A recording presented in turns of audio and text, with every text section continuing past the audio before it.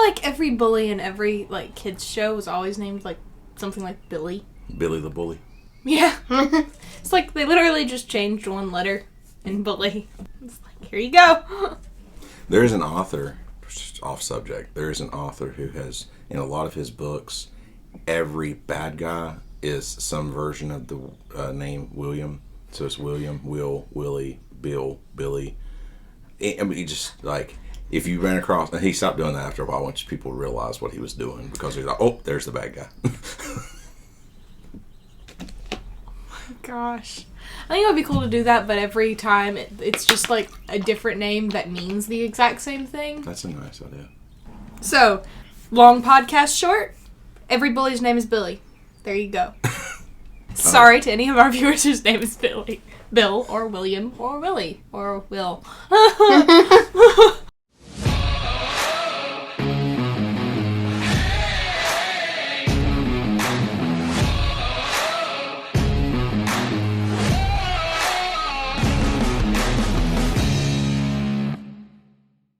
Jada, why do you look so sad?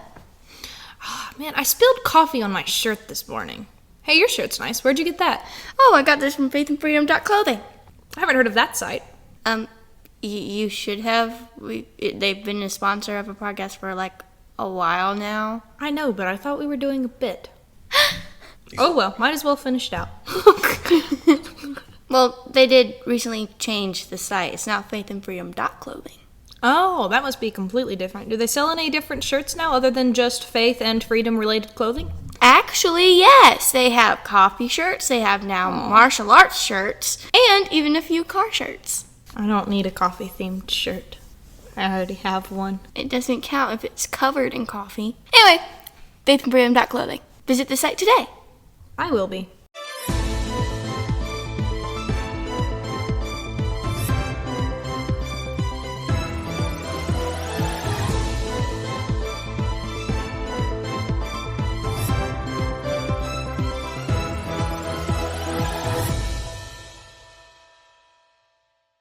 And now for the news portion of the podcast. No fancy opener. Okay, Michael is an 11-year-old high-functioning autistic boy in 6th grade. He's had several bullying issues over the years where he's just kind of walked away or it's just gone to words. But for a long time he begged his mom to take him and let him start karate. Well, fast forward to about a year into him taking martial arts classes, and he's in the bathroom. 3 young men decided to mess with him. At first it was just words, a type of banter like what are you looking at kind of threat. While Michael held his ground, the leader of the boys decided to grab his shoulder, and Michael used one of his blocks he learned against the boy who tried to grab. The boy tried to grab again, and yet again Michael deflected his attack. The boys in the background were yelling at their friend, "Oh, Michael knows karate, you better watch out." I guess this embarrassed the first boy, who decided to step it up a notch and pushed Michael in the chest. Well, wrong decision on the bully's part. Michael pushed the boy down to the floor and got in his defensive stance, ready to fight. The other boys laughed at their friend, who I believe was a bit shocked, and the boys said to the boy on the floor, "I guess you shouldn't underestimate him, huh?" Fight was over, the boy got up and apologized to Michael, and Michael said he forgave him.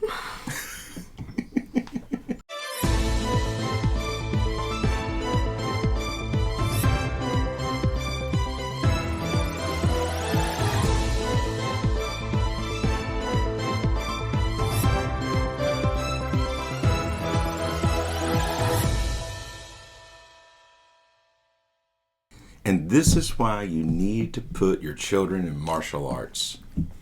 That same parent said they were hesitant to put him in the classes because she's like, I don't know what it was. I guess I had just a misunderstanding of what it was going to be. Mm-hmm. So the sensei did a really good... She said the sensei does a very good job of covering bullying in all of his stuff. So, you know, in all honesty, I understand. We have talked about before how... like a lot of traditional martial arts and stuff like that does not work real well for self-defense in a lot of ways. But in all honesty, when it comes to kids and bullying and stuff like that, yeah, most of the time, even the crappiest of martial arts deals decent well with bullying. It works on your mindset, it gives you discipline, and it gives you confidence. And it's still, and really, for like bullies and kids and stuff like that, the Now, if they get a little older, then it's going to probably take a little higher level of skill when it comes to reality-based self-defense stuff. But especially when you're talking about elementary school to middle school, even the crappiest of martial arts is going to help kids deal with any kind of situation they're going to be facing, honestly. So, step number 1. If you're a parent and you don't have your kids in martial arts, go ahead and enroll them in some martial arts school somewhere. And I'm not saying find a crappy martial arts school because it's going to help. Find a good martial arts school. It's going to teach as much reality-based type actual self-defense as possible. And I don't care what the name of the style that's on the door. Okay? Just do some research and find out. But, in all honesty, I mean, you got to pick with what you got, too. So work with what you have in your area. But that would be step 1. And I know this, we're not taking any kind of steps or anything, but that's just what I want to say right now. And in this kid's case, he was also, highly functioning but autistic. And a lot of parents would hesitate because of that, being worried about their child. Don't hesitate because we have worked with so many autistic kids through the years. And different levels. And in all honesty, I mean, we love seeing the differences and the changes that it can make in those kids. Love it. It doesn't always click with every kid, but a lot of kids it does, and they end up really excelling. They're going to have their struggles, but with a teacher who knows how to adapt and work with them through different issues, any good teacher who puts time into their work, you know, it's going to be really helpful. And get them kind of out of their comfort zone in a structured environment. Yep. And what do autistic kids function better in than structure? Yeah, exactly. And don't be afraid as a parent if you walk in and the first time your child is a little bit rambunctious and stuff like that. Or scared to get on the mats. We're way Bring off, them in several times and let them get acclimated to the environment before they try to step on the mats. Yeah, and then also, it's consistency over time. We have seen tremendous steps in growth of kids with consistency over time. And then if something happens COVID, when we had that happen, and then the kids wasn't able to actually be here and everything, and then when they came back, it was starting all over again for a couple of kids. Anyway, we're kind of on subject but off subject for this podcast. So the topic of this podcast is we're talking about bullies, but specifically kind of talking to your kids about bullies, because a lot of parents give if a kid messes with you, do this, or it's a short talk I don't want you to start a fight, but finish better finish it. Yeah. Or I've heard, if you can't, walk away, but if you can't, punch him in the nose. And I'm just minimalist parenting. Got it. Sorry, no, really though, it's usually the most of what. There are parents who can trust their kids' judgment with that, Yeah. There are going to be kids that are level-headed, but there are others that are going to be well, my dad said I can punch you in the nose if I can't walk away, and you kept talking while I was walking away, so, Yeah. So there's that. But then there's also the people who, swing really far in the other direction, where they don't think they can trust their kids' judgment, so they're just just no matter what, just use your words and try to walk away, when sometimes you have to do more than use your words and just walk away. And then there are also different kinds of kids, too, when they're being bullied, and we're going to talk about all of those. But starting out, it's important to kind of give your kids a definition of what a bully really is, because there are kinds that are a little bit more sneaky, ones that over time really try to break the other kid down, and we've had a lot of those. A lot of times whenever a kid does martial arts and does have more confidence, we've seen some of the kids at this school, their main struggle with bullies at school is groups of other kids just saying mean things that actually just hurt their feelings over and over again every day, to the point where they're struggling to focus, they are being broken down mentally, but they just don't see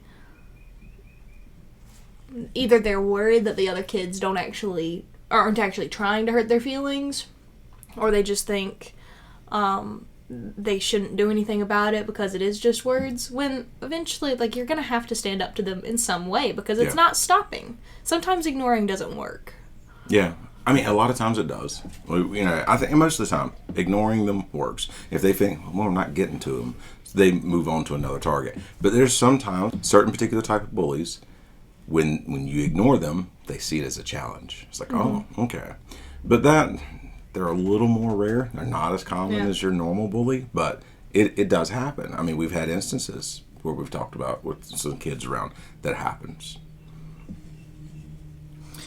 Yeah, so there are primarily physical bullies, They're bullies that mainly stick to, shoving through the hallway or something, like going past you, jamming you with their shoulder, pushing you into the locker when you're walking away, My brother, when I was in school, he had a kid who, like, while he was leaned down writing, shoved his head into the desk, like, right in front of the teacher and everything. The teacher didn't do anything. He dealt with that, and that'll probably come up later, but, yeah, like, there are those kids that are like that. I really don't know where their heads are at, Like, I don't know where that comes from. I know a lot of times whenever whenever it's a group of bullies, what they're doing is they're really just trying to show off in front of their friends. Yeah, exactly. And a lot of times one confrontation can kind of fix it a little bit. Letting them know it's just like, that's not cool with me, and I want you to stop. Mm-hmm. Then it kind of takes away the fun, and it embarrasses them a little bit in front of their friends. Yeah. So they no longer want to pick on you in front of them because, picking on you is just going to remind them of them being embarrassed by you in front of their friends. Yeah. Because you told them that it wasn't okay. When... I don't know if we're on to examples or... Actually, what's the breakdown? Right now we're just on different kinds of bullies. And also, it's important to kind of talk to your kid about how not to be one. Yeah. Like, if you're sitting there with your friends and, someone is the butt of the joke, that's one thing that they've got to be careful with, is not being, one of those groups that really just does pick on other people or constantly break them down. Is what you're saying helpful? Is what you're saying, beneficial to the other person? Is it building someone up or tearing someone down? Mm-hmm. It's better to just not be in the habit of tearing someone down. Now, there's picking with your friends, where, like, you're goofing off and something doesn't actually bother somebody, so you go back and forth. Like, my husband and I were in high school, like, I called him a dork all the time. Yeah. But, and we, like, picked back and forth. Like, I picked on him because he wore purple shoelaces, and... but that was all back and forth, and that was when we were just friends, and there was no, like, flirting or anything, because we were friends for years. But I've picked with all of my friends. So you basically bullied him in school. Yeah, we joke that I was his high school bully, but he kept coming around because he liked being around me, so... there is legitimate joking. So but it's important to know. Go ahead. You got one way to catch a man is to be a high school bully. I had one friend for a long time. She was my absolute best friend. We talked about everything, but we picked on each other all the time. Me because I was short, and her because she grew like 10 inches in a year, and so she went from my height, which was what she was when I met her, to like a foot taller than me. And to this day, she's like 5'11". Tall. 5'10". 5'11". 5'10", 11. Yeah. Somewhere in that zone. Size 10 feet. She's a giant. Gonna be there. Yeah. But I picked on her all the time because she would bump into everything. You have no spatial awareness when you grow that much that fast. Yeah. So it was just constant picking with each other, but we found it fun. So just explaining to your kids the difference in picking around with friends and making fun of somebody. Yeah. Yeah, because, let's be honest. And notice, be the person who asks if the other person is enjoying it too. Yeah, if you gotta really pay attention, because some people some people can pick harshly and be like super awesome friends, and I've had plenty of those friends. And then you've got some friends that you realize if you pick that harshly with them, it affects them. And in that case, you've got to be smart and kind of back that down. Mm-hmm. And everybody's going to have the different things that actually set them off, you know? They could be perfectly fine being picked on really harshly about some things, and there's going to be other things that really upset them. Yeah. You know? Yeah, I mean, there would probably be certain subjects that I would not deal as well with. Yeah, there are going to be some things that set someone off more than others, and you've just got to kind of pay attention. And be prepared to apologize. Yeah. I've apologized before. Me and my friends, we constantly bicker with each other all the time. Mm-hmm. But when we do it, it's fun. Yeah. So. Well, we've had kids join the assistant teams here where they recognize the difference, you know, between how the assistant, like our assistant team, we banter constantly. Yes. We give each other so much crap. But we've had kids that are like, it's fun when we pick on each other here. Yeah. You know, they can see that we're all enjoying each other. And no one is immune to it. There's no one that can get, like, there's no one that is just like, you can't touch that person. Yeah. So that's one thing. It's like, okay, when they're picking amongst each other, it's like, oh, don't say that kind of stuff to the black belts. Well, no, it's fine. You know. The black belts get the worst of it. Yeah. A lot of times, yeah. You know, or anything like that. So, and I think when one person is doing all of the picking, but they can't take it, that is a good sign that it's not a give and take kind of thing. It's not a friendship kind of thing. That's a bullying kind of thing. Mm-hmm. So. We've got different kinds of bullies, and in general, like talking to your kids about not being one, you know. There's also how different kids handle being bullied. Now, a lot of kids will take it differently. You know, some kids naturally stand up for themselves more. Yeah. Some kids maybe go a little too far sometimes, you know. And then there's also the kids on the other end who don't naturally stand up for themselves. That was honestly me as a kid for a long time. So I was really, really tiny. I was always like the second shortest guy in my class, no matter what class I seemed to be in, especially like through middle school and all. I was real small. And finally, thank God, after I got my license, I hit a growth spurt. But before that, I was like super short. I actually made it up to like average height. Woo! After you got your license? After I got my license. So what did your license say? 5'4". So you were basically almost my height? Yeah. So, and then I after I turned 16, I grew 5 inches. So I made it to the average male height of 5'9".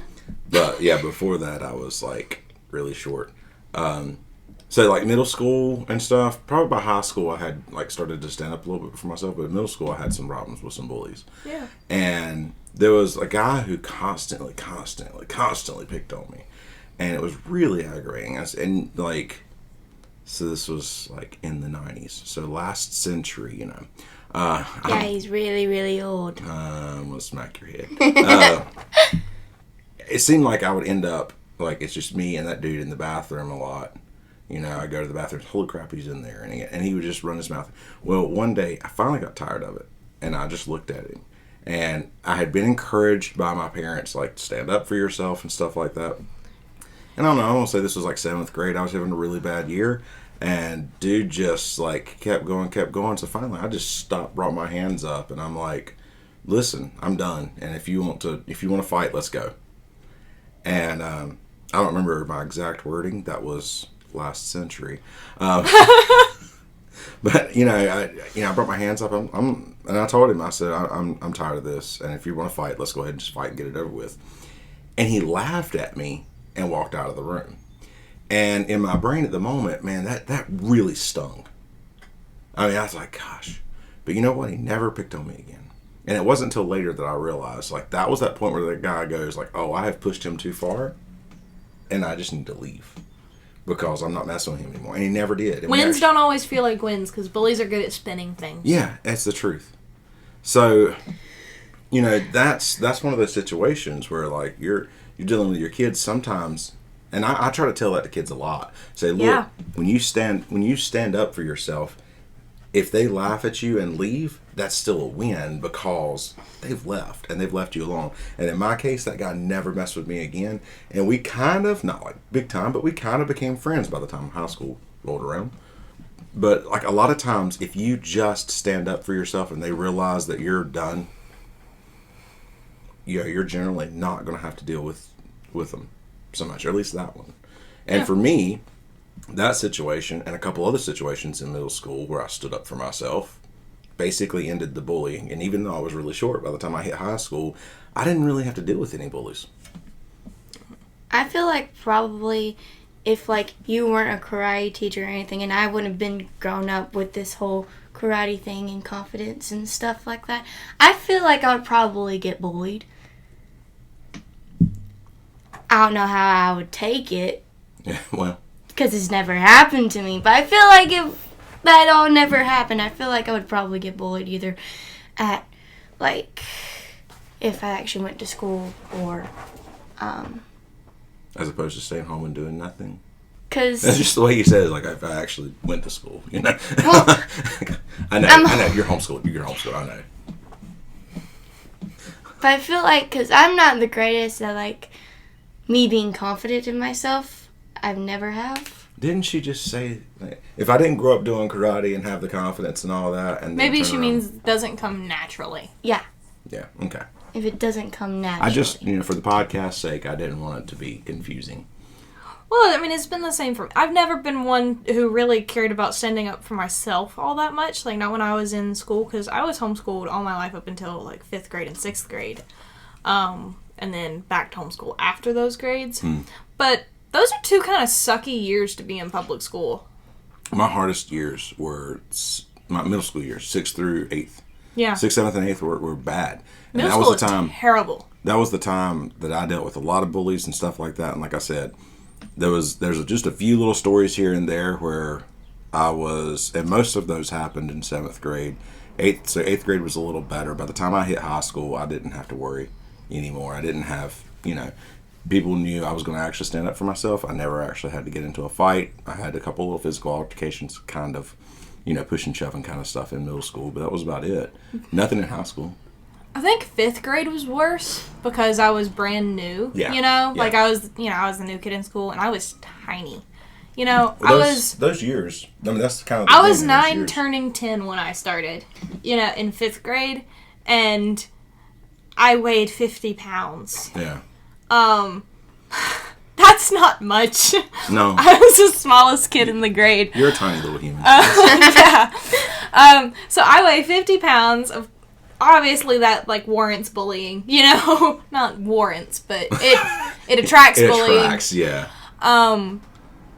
But I never really had all that much urge to do anything because I was always just like, I'm going to just ignore it and walk away. Because my parents were like, look, if it's just words, just understand that it really, what they say doesn't matter at all. It's not true, it's not helpful, it doesn't matter. Mm-hmm. The whole sticks and stones thing? Sort of. They're like, we know it doesn't feel good, but you can walk away from it. It's like, and usually walking away enough times gets them to stop. Well, so I'm just dealing with it on a day-to-day basis, the regular, midget, all of that stuff, and it irritated the crap out of me, and it did hurt my feelings, but I was just just walking away. So I never even, looked at them until, one day I was, in the lunchroom, and they were just standing in front of me saying something, and I was just like, and,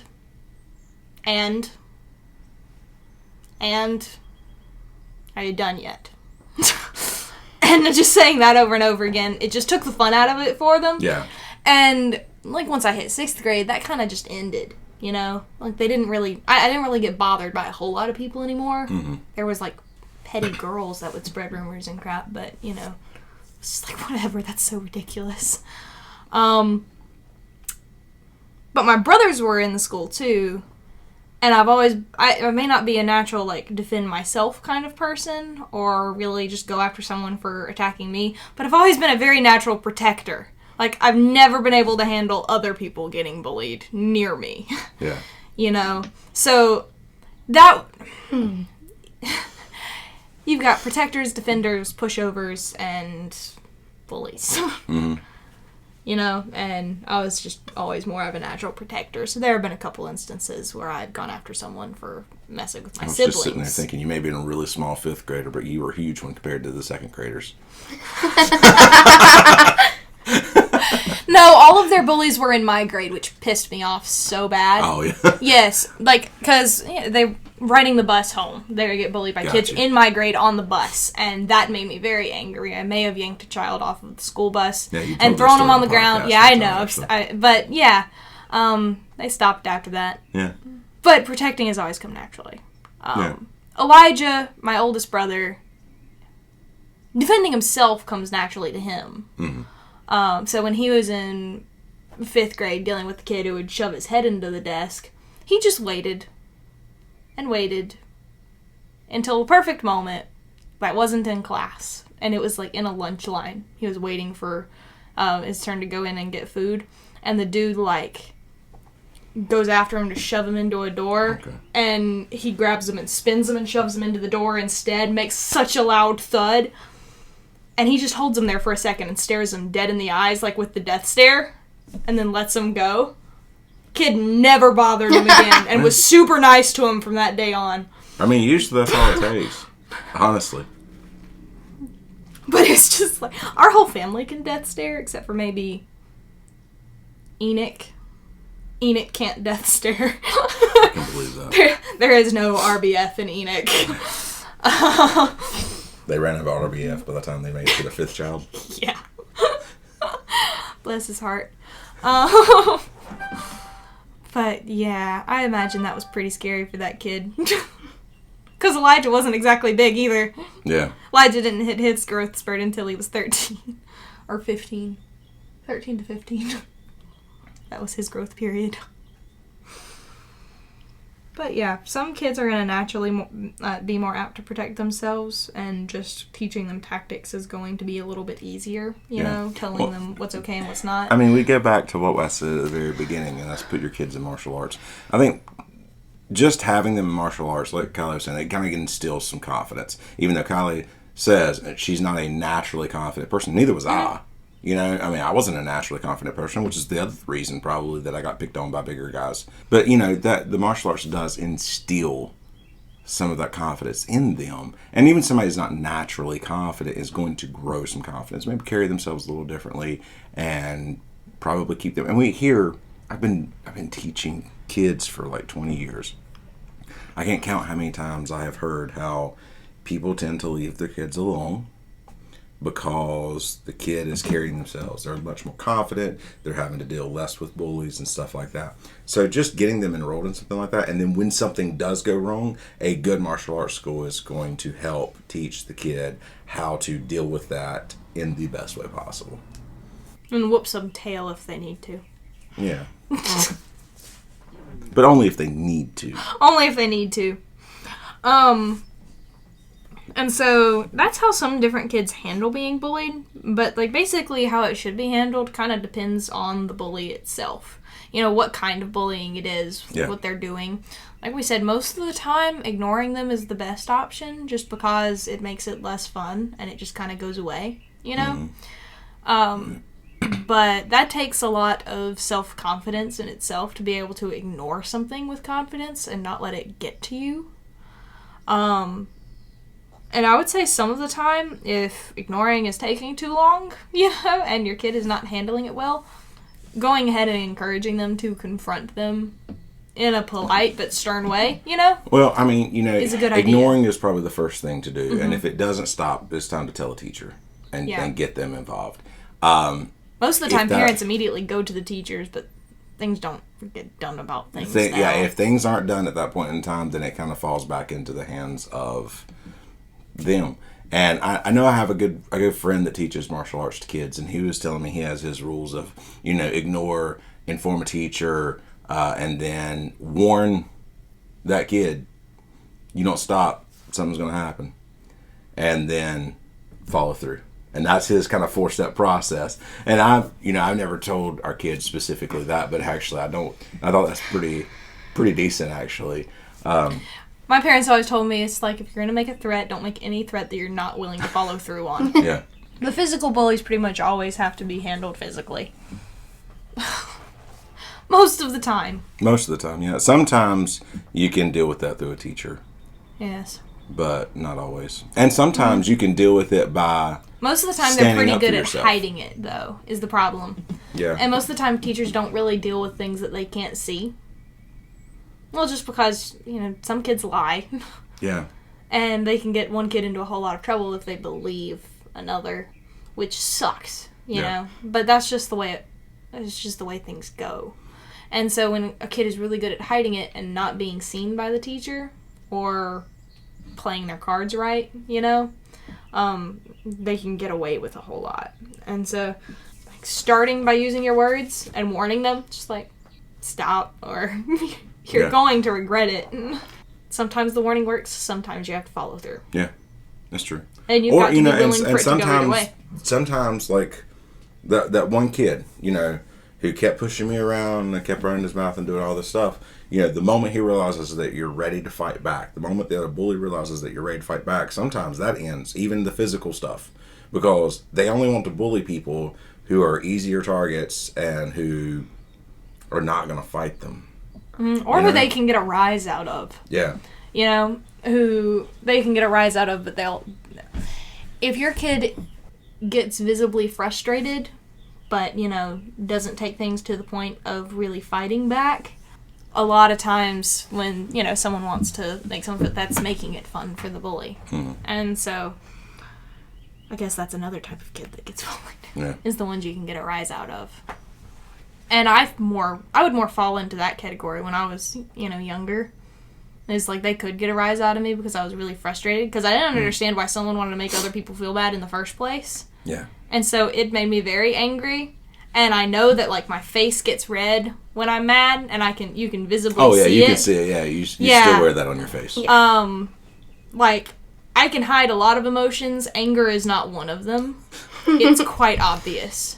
So, I was one that you could get a rise out of, and that was really obvious. And at one point, like, my parents just had to talk to me, and they're like, you make it fun. Like, you're showing them that you're bothered by it. Yeah. It's like, you've got to find another way to handle things. And so that's where I started learning about kind of mindset, and, if I could change the way I thought about something, then I could change the way I handled it. If I spun it around and turned my brain to thinking about something more positive, or changed to thinking about something else, I could handle things a whole lot better. But it's not easy. And it's not something that you want your kids to have to deal with, but it happens. Yeah. Walking away if you can, using words, or walking away and ignoring if you can. Yeah. Words if necessary, threats if necessary, following through if necessary. Yeah. It's never super easy. I think as a parent, whatever it is, I think you need to lay out an actual plan with your child. Mm-hmm. I know that, like I said, my buddy's got that kind of 4-step process that he kind of lays out with all the students and talks to the parents about and stuff like that. I think as a parent in that situation, you need to say, okay, here's the deal. If this is what's going on, you need to do this, this, this, this, and this. Whatever. This is the 4. If you guys want to follow that 4-step process, that's cool. But like whatever you want to do, it's not mine anyway. I'm just giving you permission. But but you need some type of layout. Let's just be honest, if you completely keep your child from being able to physically defend themselves, they are going to become more and more of a target. Mm-hmm. In all honesty. Yeah. Like, there are those parents, I don't want to hear about my child hitting another child. It's like, okay, well, what happens when you hear about a child hitting your child? Mm-hmm. Like, that's completely unfair to expect them to be able to handle things that way. Yeah. And if you're going to say they're not allowed to hit them, then at least give them other options. Yeah. And just so you know, the more training they have, the more options open up for them. That's true. Because while I may not want to hit somebody, if I know how to, create distance, get away, or trip them. Mm-hmm. Yeah, there are little things you can do that can be just as effective as hitting them. Yeah. You know? But don't take your child's options away. Give them viable options. Yep. Don't tell them they just can't do anything physical, because you're going to make them a punching bag. Yeah, and sometimes kids that don't naturally protect themselves need a parent and maybe somebody else to tell them it is perfectly okay and good if they do defend themselves. Yeah. You know, we've had people that were very capable of defending themselves and honestly very capable of fighting and not do anything to defend themselves because they were afraid that they were going to upset a parent, a teacher, something like that. And actually it just basically took sitting down and going like, please, you cannot continue to be a punching bag. You have got to stand up for yourself. You know? And sometimes they just need that permission from a parent to go get in there and do it. You know, and fix the situation. Mm-hmm. And sometimes your kids need to know that by being someone who stands up to them, they can potentially help another kid. Yeah. You know? Because when a bully is stood up to, sometimes it's what they needed to get them to stop acting that way. True. Realizing that acting that way is not okay, you know? And that it does upset people and hurt people's feelings, you know? It's true. And a lot of times it honest, originates at home, you know? Yeah. Feeling bullied at home. Yeah. And once they realize that they're just making other people feel the same crappy way they do, you know, and it stirs up a little guilt. The one kid that was talking about, the reason I like that story so much is because in that moment, you know, he laughed and walked away or whatever. Later on, I know by the time we hit high school, he wasn't the bullying type, you know? And I don't know that it was that one instance that kind of helped, or if he had several instances like that, or what. But I know that he went from being someone who enjoyed bullying other kids to someone who did not. I'm not taking credit for that. I'm just saying that, you know, people grow and things will change people. And if you will stand up for yourself at times and the bully realizes that, okay, maybe, yeah, I didn't really realize. Because sometimes people just don't realize how they come across. Mm-hmm. You know, so that's a possibility as well. So, I mean, some people have very creative ways of deterring, like, bullies, especially, like, verbal bullies or something like that. Because there are people who will spin things and say something funny that really confuses people. You know, some people will just say something completely random. My husband's one of those who he'll come up with something so random to say when he sees someone's getting mad and it's turning into something. Yeah.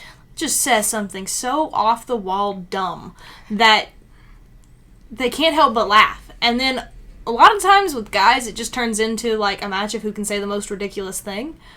And so instead of having a genuine argument or, like, a genuine bullying situation, it's them calling each other a strange little peanut or something, you know? It's just absolutely ridiculous and stupid, and I don't know how he does it. I'm not capable of it. It's not an option for me. I have complimented people before. Like, just they're in the middle of being complete jerks or completely overreacting to something, and I just changed the subject by being like, where did you get that shirt? I can't help but notice. Like, where did you get that? That's awesome. You know, and then they're just really confused because, you know, here they are, like, getting all heated and trying to get a rise out of you, and you're just completely not realizing what they're saying and saying something completely different or complimenting them. And then you're changing their mindset to think about something positive. And what that's also doing is it's teaching your brain to react that way. The way you let yourself react, every time you react that way, it's going to make it easier for your brain to respond that way in the future. It's just the same thing as rumination, you know? Your brain builds pathways to the thoughts it thinks about the most, and it makes it easier to think about them. If you change your reaction to something positive whenever something negative is happening, it makes it easier to wire your brain to respond that way. And it makes you an overall happier, more level-headed person. Even if it doesn't always work, you know? And sometimes you can change how a person acts all the time, especially if you can't get away from someone who's constantly a problem. Yeah. You know? Because there are just some people who it's going to be impossible to get them to be nice to you, you know? Yeah. And, you know, sometimes making a point to compliment that person every time you see them changes their mind to something positive whenever they see you and makes them more likely to be nice to you, and it makes you think more positively when you're around them. And that's what I've been telling the kids recently, of every time you react a certain way, your brain builds pathways to that response. You've got to decide what kind of brain you're building. And not letting someone else's actions control who you are and how you want to be.